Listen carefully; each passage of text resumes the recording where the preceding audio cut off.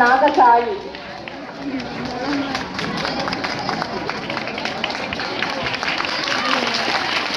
నిబద్ధత.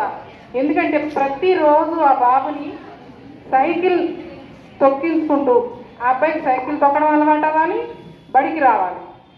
ఈ రెండు కూడా వాళ్ళు రెగ్యులర్గా ప్రతిరోజు చేస్తున్నారు.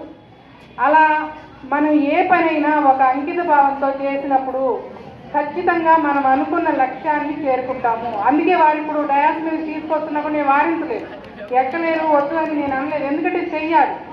ఆ పిల్లవాడిలో, ఆ తల్లిదండ్రుల్లో వాడి చేత ఏ పనైనా చేయించాలనేటటువంటి ఒక ఆత్మస్థైర్యం నింపుతున్నప్పుడు మనం కాదనకూడదు.